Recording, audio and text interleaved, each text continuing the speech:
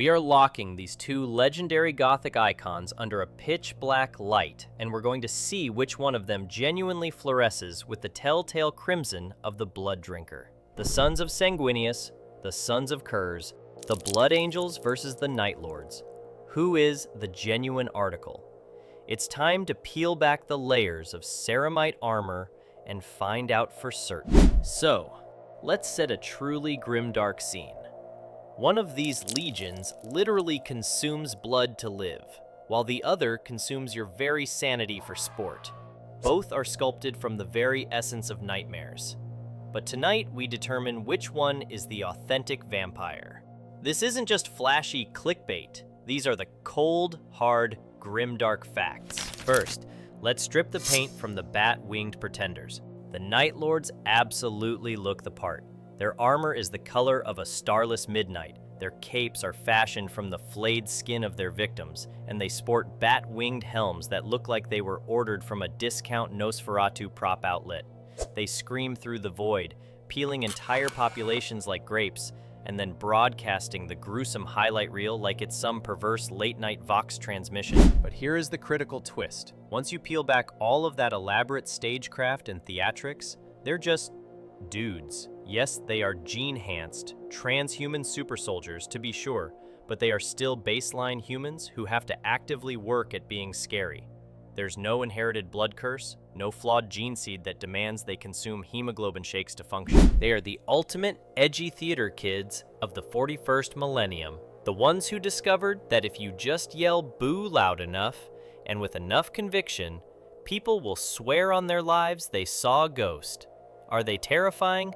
Without a doubt. But are they vampiric? Only if you count wearing plastic fangs to the party.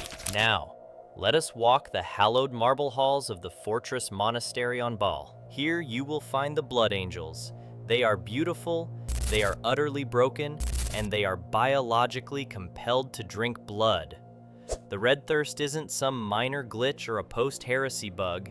Ancient imperial records confirm it surfaced during their very first campaigns for the Great Crusade. Every single son of Sanguinius awakens each day to the grim knowledge that the craving is a quiet, ticking time bomb behind his teeth. They can speak with the eloquence of Renaissance poets. They paint magnificent frescoes that chronicle their own prophesied extinction, and they wear ornate, jeweled armor that sometimes appears to weep tears of actual blood, all because their gene seed has fundamentally rewritten their physiology to demand red blood cells for survival. If you deny them that essential iron-rich fuel, their advanced organs will begin to shut down. This isn't some kind of emo affectation or a stylistic choice. This is a case of clinical, diagnosed space vampirism, with a bolt-round prescription to match. Look at the evidence left by their genetic fathers. Sanguinius's magnificent wings may look angelic when depicted on stained glass, but the earliest imperial records logged them as a chiropteran mutation.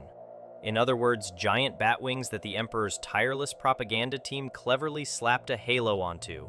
Now consider Conrad Kurz. He was as pale as an underhive ghoul, certainly, but he had no wings. No inherent bloodthirst, just a moral compass that was shattered into a million pieces.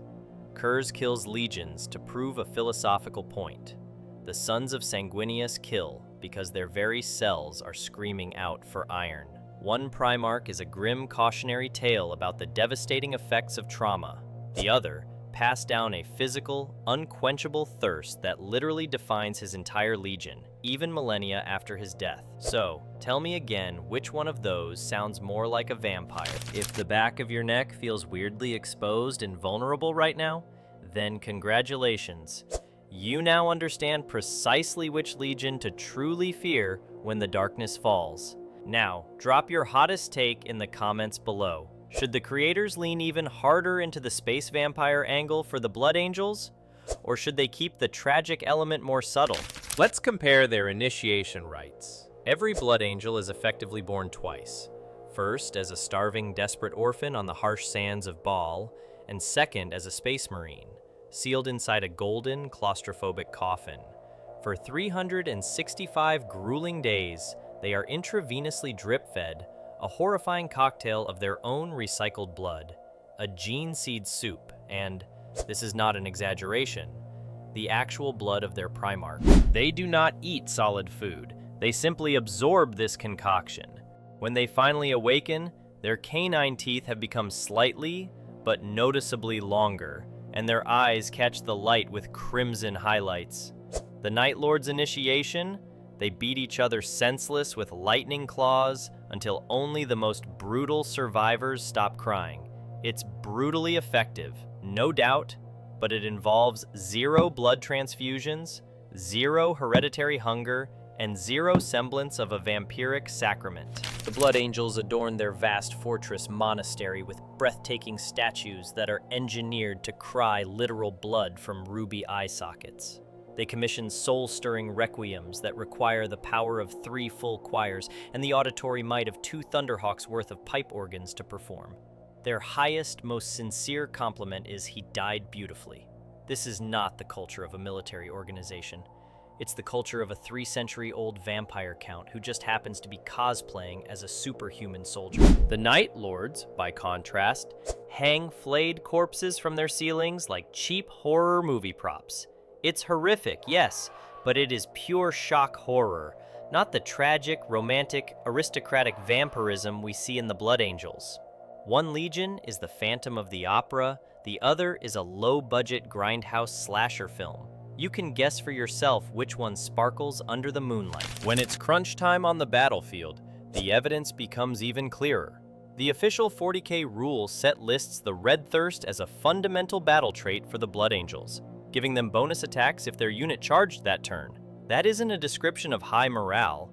That is their flawed gene seed completely overriding their conscious thought with a raw predatory hunger. The Night Lords, meanwhile, get Terror Tactics, which is merely a leadership debuff applied to the enemy. One legion biologically hungers for its foes, the other one just psychologically bullies them. True vampires don't just want to scare you. They are driven to drink you. And now, for the fact that will surely get you placed on an inquisitorial watch list.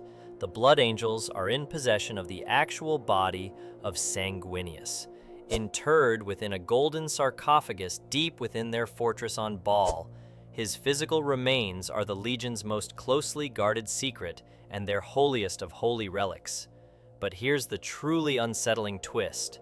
Is he actually truly dead? Because, against all known biological laws, his body continues to produce new, fresh blood. This miraculous, impossible blood is the very substance used in their most sacred rituals, including the vital creation of new Space Marines. The Black Rage may be the psychic scar of his violent death, but the Red Thirst is fed by the literal unending blood of their vampiric and potentially undead father. No one is tapping Conrad Kurz's corpse for a refreshing drink. The Blood Angels, however, sustain their entire lineage on the perpetually flowing blood of their Primarch. Let's consult classic vampire folklore. Weaknesses typically include sunlight, garlic, and blessed holy symbols. The Blood Angels march under the harshest daylight just fine. They don't shapeshift, and they don't combust when staked through the heart. But if you starve them of blood, their superhuman organs will begin to collapse and fail. That is far closer to mythical vampire weaknesses than anything the Night Lords exhibit, because the Night Lords don't possess supernatural failsafes, only psychological ones. One legion is fundamentally cursed by its own biology, while the other is merely cursed by a case of exceptionally bad parenting. Guess which one of those curses screams vampire? Terror tactics are, at the end of the day, optional. The Night Lords could decide to hang up their skin capes tomorrow and go back to being standard Astartes, and nothing fundamental would change. The Blood Angels, however, cannot simply quit blood. If you remove the Red Thirst, you effectively remove the entire Legion. When your very existence is predicated on the act of draining the life fluid of others to survive, you are no longer just role-playing a vampire, you have become the textbook definition of one. The Night Lords are expert cosplayers in the art of fear. The Blood Angels carry an immortal, insatiable thirst that is encoded into their very cells. The case is closed. Forget the wooden stake. The accused is already over in the corner, sipping a chalice of type O positive. Thanks for watching, and remember, the next time somebody tries to claim that the Night Lords are the real vampires of the 41st millennium, just hand them a blood chalice and see which one of them reaches for it first. The Council approves this video. Subscribe now.